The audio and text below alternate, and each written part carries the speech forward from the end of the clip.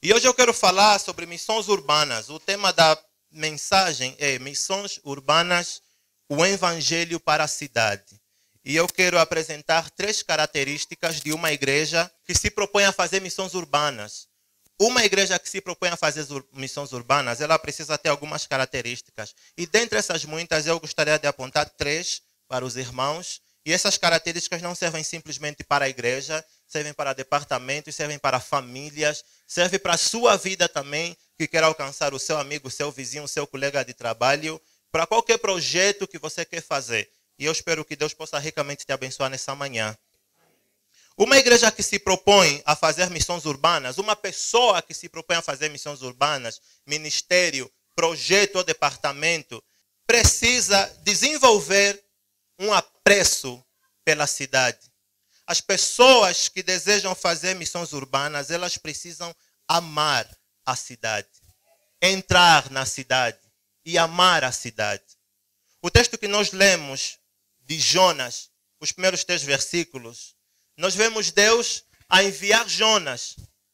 E é tão interessante que Jonas é o primeiro profeta ou o primeiro missionário de Deus a ser enviado para pregar o evangelho fora de Israel, para uma nação pagã, para Nínive. Jonas é um exemplo do que Deus vai fazer com o povo de Israel no futuro. Mas para nós, Jonas pode ser também um exemplo do que Deus fez por intermédio de Jesus no mundo, enviando um filho para pregar o evangelho para um mundo pagão, para um mundo que não conhecia Deus e que vivia totalmente contrário aos propósitos de Deus. Jonas, em primeira instância, quando ouve o chamado de Deus para pregar, ele se prepara. E ele disse, eu vou, se calhar como Isaías, me aqui, me envia. Mas quando ele percebe que a missão não era para falar dentro de Israel, mas para falar fora de Israel, e ele ouve dizer que é para falar em Nínive, Jonas começa a temer. Jonas foge da presença do Senhor. Ele rejeita a cidade de Nínive. Ele paga uma passagem para ir para Tarsis, a fugir de Nínive. Mas ele é meio que obrigado a ir em Nínive. Deus manda uma tempestade no mar para que Jonas se arrependa, se toque do seu erro. E a baleia tem que lhe tirar do mar até Nínive. Ele vai para Nínive. Porque Jonas não queria ir para Nínive. Nínive, que depois se tornou a capital do Império Assírio, tinha fama de uma cidade sanguinária. O profeta Naum depois vai comparar essa cidade como uma cidade que derrama sangue. Eles guerreavam. E o que faziam com o exército derrotado, ninguém conseguiria imaginar. Inclusive, historiadores contam que os ninivitas decepavam as cabeças dos exércitos derrotados e empilhavam como pirâmides. Cortavam mãos e pernas dos soldados que perdiam na guerra. Era uma cidade realmente sanguinária. Então, quando Jonas olha uma cidade tão terrível como a cidade de Nínive, Jonas foge. Ele diz, eu não vou pregar um evangelho nessa cidade, porque eles são terríveis. E ele escapa. Bom, mesmo estando em Nínive, Jonas ainda mantém uma postura de que, ok, eu estou aqui a pregar um evangelho, é simplesmente por obrigação, porque eu não amo esses ninivitas. Eu não amo essa cidade, eu não queria estar aqui. Tanto que quando ele aceita pregar o evangelho, os ninivitas se convertem. E Jonas fica irado com Deus. Ele diz, eu sabia que você salvaria esse povo, você é um Deus de coração mole. Esse é um povo terrível. E eu sabia que se eu viesse aqui, você lhe salvaria. Eu não gostaria de vir aqui. Tomara que eu morresse. Eu não gostaria de estar aqui nesse lugar. Jonas estava a pregar o evangelho, mas ele não amava a cidade, ele não amava os ninivitas. Ele queria estar fora, distante daquela cidade. Quantos de nós temos pregado o evangelho por obrigação? Estamos na cidade, mas nós não amamos a cidade. Nós estamos no mundo, mas nós não amamos o mundo. Nós vamos para o campo missionário e tudo que nós queremos fazer é sair de lá, rápido, logo. Deus, para ter que enviar seu filho, ele primeiro amou o mundo. João 3,16 diz isso. Ele teve que amar o mundo para depois enviar seu filho. Se você não tiver amor pelas almas, pelas pessoas, de modo algum você terá motivação para salvar essas pessoas.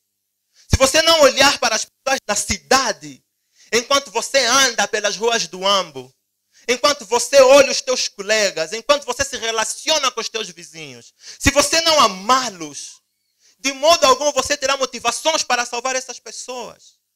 Você precisa olhar para essas pessoas e amar, despejar todo o amor que você tem sobre elas, amar a cidade do Ambo. Saia por essas ruas e comece a ver as hogueiras, comece a ver os taxistas, os comerciantes, e peça a Deus para que enche o teu coração de amor pela cidade.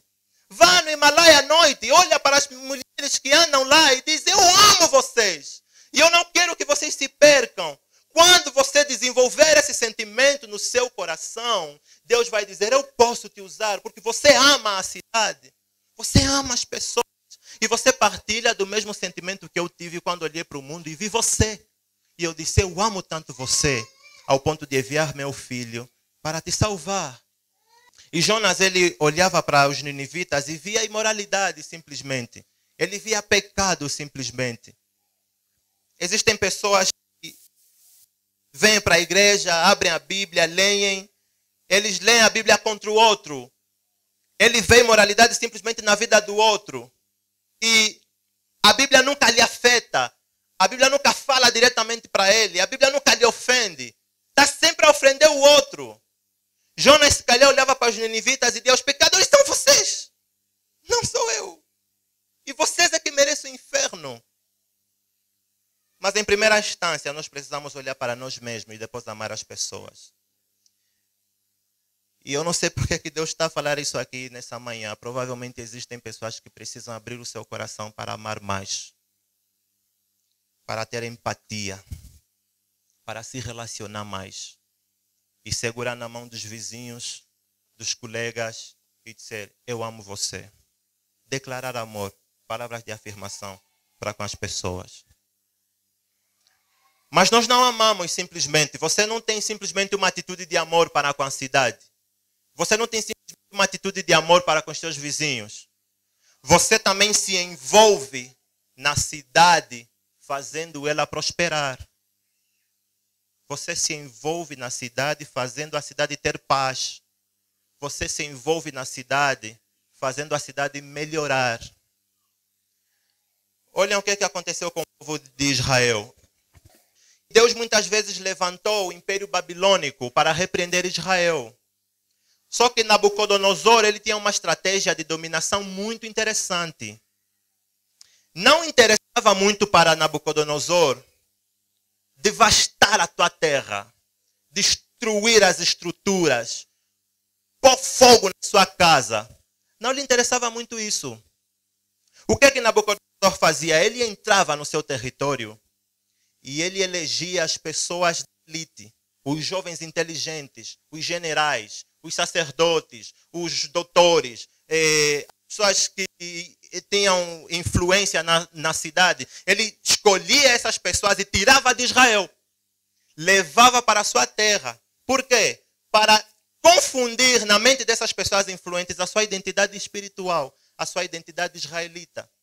Foi nessa senda que Daniel, mais 3 jovens de Israel, inteligentes, saíram de Israel e foram para a Babilônia, para voltarem para Israel quando a sua mente estiver confundida. Porque um povo sem identidade é um povo que se perde. E Nabucodonosor tinha essa estratégia. Aí, Jeremias, o capítulo 28 e 29, os israelitas estão num contexto de exílio na Babilônia. Eles saíram da sua cidade e foram para a Babilônia. Ananias, um profeta que não conseguia imaginar a vida dos israelitas em uma outra terra que não fosse Israel, na Babilônia, ele profetizou. Jeremias capítulo 28, versículo 4 e 5. Ele profetizou, ele disse: ouçam-me, israelitas. Deus quebrou o vosso jugo, ele vos tirou hoje do exílio. Vocês não vão ficar aqui na Babilônia mais de 2 anos. 2 anos depois, vocês vão sair daqui e vão voltar para a sua terra natal, para Israel. quando Ananias apresenta essa profecia para os jovens que estavam exilados na Babilônia, Deus ouve Ananias falar para os israelitas. Ele chama Jeremias no canto e diz: esse Ananias não falou da minha parte. Ele está a dizer que o povo de Israel não deve se acomodar em Babilônia. Está errado. Olha, escreva uma carta novamente para os jovens exilados de Israel e diz o seguinte. Jeremias 29 agora. Deus diz o seguinte: fale para os jovens da Babilônia que o exílio não vai durar 2 anos. Vai demorar mais tempo. E esse tempo que os jovens ficam lá na Babilônia, eles devem crescer em número. Esse tempo que os jovens vão ficar lá na Babilônia, eles devem se casar, constituir família. Esse tempo que os jovens vão ficar na Babilônia, eles devem comprar terrenos, criar fazendas, plantar pomares. Esse tempo que vocês vão ficar na Babilônia, os jovens devem se inserir na vida econômica da Babilônia. Esse tempo que vocês vão ficar na Babilônia, procurem a paz da cidade. Esse tempo que vocês vão ficar na Babilônia, tenham influência na cidade, participem da cidade e busquem a paz da cidade, porque o exílio não vai demorar nada 2 anos. Vai demorar mais tempo. E eu não quero que vocês fiquem em uma comunidade isolada num canto, chorando por Israel. Eu quero que vocês entrem na cidade, busquem a paz na cidade, se envolvam com a cidade, busquem a prosperidade da cidade, porque quando a cidade prosperar, vocês vão prosperar, porque quando a cidade ter paz, vocês vão ter paz. Faz missões urbanas quem tem a compreensão do chamado de Deus para se envolver na cidade. Não simplesmente amá-la, mas se envolver na cidade. Entrar nas esferas de influência da cidade. Se comprometer com a cidade. Eu sei que nós fomos ensinados durante muito tempo a não se envolver. A rejeitar, a cair fora, a pular. Mas a Bíblia não diz isso. Ela diz que nós precisamos ser os melhores funcionários que essa cidade vai conhecer. Ela diz que nós precisamos ser os melhores cidadãos que essa cidade vai conhecer. Ela diz que nós precisamos ser as melhores pessoas que os nossos amigos vão conhecer. Porque nós estamos a vir da parte do Senhor. E através da nossa influência dentro da cidade, o evangelho vai ser pregado.